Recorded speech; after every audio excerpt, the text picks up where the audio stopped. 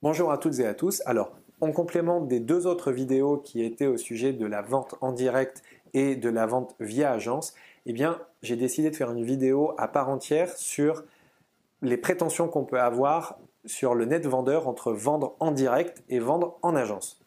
Ce que j'expliquais, c'est que la motivation première qui est de vendre en direct, c'est qu'on veut vendre plus cher. C'est-à-dire on veut vendre aussi cher qu'une agence, mais comme il n'y a pas les honoraires, en tant que vendeur, on aura plus dans sa poche à la fin. Et ça, comme je le disais, c'est l'idée reçue par excellence. Donc moi, je vais vous expliquer un petit peu la réalité du marché, je vais vous donner des statistiques et je vais vous donner 3 exemples concrets. Et je vous assure que ce sont des vrais exemples de vraies ventes que j'ai faites. Et libre à vous après d'en déduire toutes les conclusions que vous voulez. Et je vais vous expliquer. Donc quand on vend en direct, comme je le disais, bien sûr, il y a des transactions qui se font en direct. Il y en a bien plus qui se font par agence, mais il y en a quelques-unes qui se font en direct. Donc, ça se fait. Maintenant, au niveau des ventes en direct, comme je l'expliquais, un acquéreur qui veut acheter en direct, il a une seule motivation, c'est économiser les frais d'agence. Donc si vous avez un acquéreur qui veut économiser des frais d'agence et un vendeur qui veut vendre plus cher qu'en agence, c'est compliqué. Je vais vous faire un petit schéma, un petit peu caricatural, mais je pense que ça va assez bien résumer la situation. Vous avez un prix du marché qui se situe là. Donc c'est grosso modo la valeur du bien. Vous avez un vendeur qui veut se mettre les frais d'agence dans la poche, donc gagner plus, et puis en plus qui va être gourmand et ou qui va vouloir se mettre une bonne marge de négociation.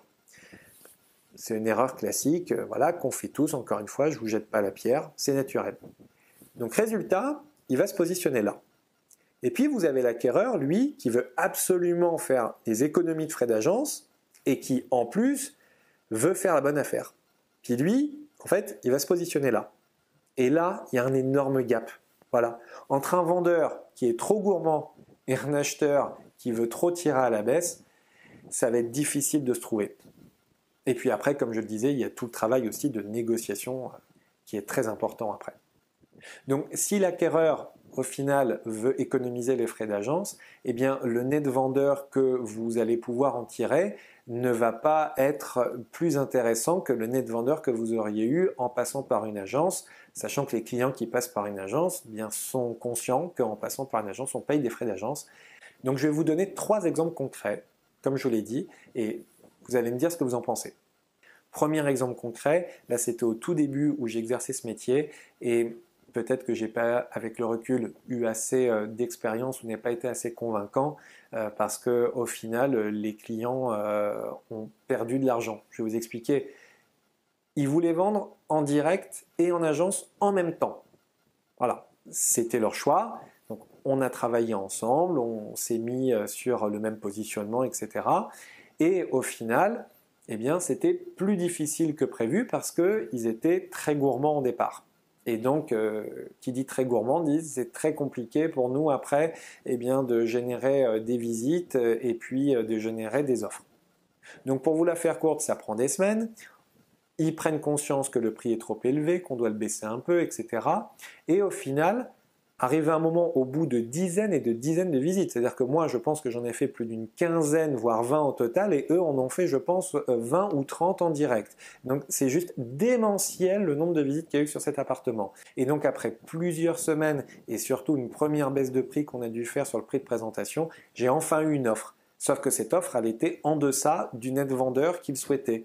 Elle avait été quand même sacrément négociée. Et puis il y a aussi le phénomène d'usure aussi du bien qui traîne depuis des semaines et dont le prix a changé. Mais ça, je ferai une vidéo vraiment axée là-dessus. Mon acheteur a fait une offre et après des négociations, je n'ai pas pu obtenir plus qu'un certain montant. Mes vendeurs ont refusé et m'ont dit dans ces cas-là, nous en direct, on pourra le vendre plus cher. C'est évident puisque au moins il n'y aura pas les frais d'agence. Donc c'est sûr qu'en direct, on pourra le vendre plus que ça.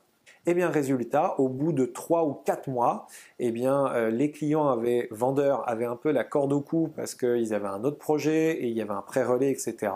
Ils ont fini par accepter une offre en direct. Parce que moi, j'avais plus rien, le bien était usé complètement. Ils ont accepté une offre en direct qui était 10 000 € en dessous de l'offre que j'avais eue. Bon, comme je le disais, avec le recul, peut-être que je n'ai pas été assez convaincant, mais en tout cas, voilà. Au final, les clients, eh bien, ils ont tellement épuisé leurs ressources que ça a fait pire que mieux et ils l'ont vendu moins cher en direct. Deuxième exemple, sur un autre appartement, les clients l'ont mis pendant plus d'un mois sur PAP. Ils ont eu plein de visites, mais ça n'a pas pris. Et ils ont eu une seule offre. Sauf que l'offre, elle était sacrément négociée. Et ils ont réussi à obtenir en contre-proposition finale un certain niveau qui était, tenez-vous bien, à 10 000 euros de leur prix plancher, c'est-à-dire de leur ultime contre-proposition. On était à 10 000 euros près, mais 10 000 euros près sur un montant extrêmement élevé et c'était proportionnellement rien du tout. Eh bien, ils n'ont pas réussi à se mettre d'accord. Comme je vous le disais, la négociation, c'est un métier. Eh bien, ça n'a pas fonctionné. Donc, résultat, ils en ont eu marre. Ils ont fait appel à moi via le forum Rive de Seine où j'interviens régulièrement. Donc, ils ont pris contact avec moi, on a échangé et on s'est mis d'accord pour travailler ensemble. Eh bien, qu'est-ce qui s'est passé? Je leur ai dit, vous enlevez totalement PAP, on va travailler ensemble, je vais travailler sur une exclusivité, on va tout reprendre à plat et on part sur des nouvelles bases. Au niveau du prix, eh bien, ce qu'on a fait, ils avaient le prix qu'ils avaient affiché en PAP, eh bien, j'ai pris ce prix-là plus les frais d'agence. Donc au final, j'ai affiché un prix plus élevé qu'il y avait sur PAP.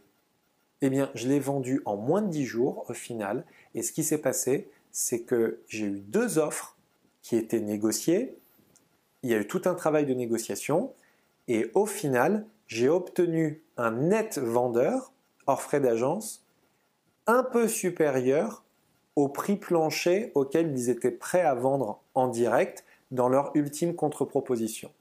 Donc au final, ils ont gagné plus en passant par moi en net vendeur que ce qu'ils étaient prêts à accepter en direct. Et dernier exemple, eh bien là, c'est un appartement dont j'avais fait l'estimation. Les personnes ont voulu le vendre en direct. Ils ont mis un prix en direct qui était la fourchette haute du début de commercialisation frais d'agence incluse que j'avais préconisé. Et puis, ils ont réussi à le vendre. Sauf que ça a bien été raboté le prix. Et au final, ils l'ont vendu un certain prix, quand même pas mal négocié. Comme ils avaient un projet derrière, ils étaient assez pressés, etc. Très bien, tout s'est bien passé pour eux, ils ont vendu, voilà, c'est le jeu, hein. J'ai fait l'estimation, ils l'ont vendu en direct, c'est le jeu. Sauf que très peu de temps après, j'ai eu exactement le même appartement dans la même résidence à un étage inférieur. Et donc, si c'est un étage inférieur, il valait normalement un chouïa moins. Et là, les clients m'ont fait confiance pour travailler en exclusivité. Je l'ai mis en vente, j'avais des clients qualifiés sous le coude et en moins de 10 jours, j'ai réussi à obtenir une offre, à entamer une négociation. On s'est tous mis d'accord et au final, je l'ai vendu même quelques milliers d'euros en net vendeur, je vous parle hors frais d'agence pour le vendeur, quelques milliers d'euros de plus que l'autre appartement qui avait été en étage supérieur, exactement le même, vendu en direct.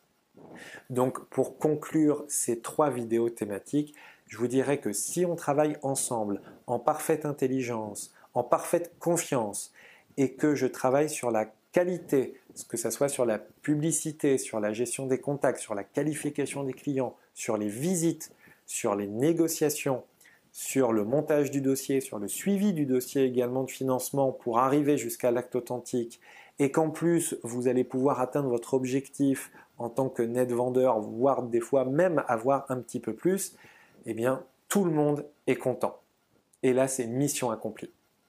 Je vous remercie de votre attention. Je vous laisse regarder sur ma chaîne YouTube les autres vidéos avec un mot-clé immobilier. Vous trouverez les autres vidéos thématiques qui sûrement vont vous intéresser.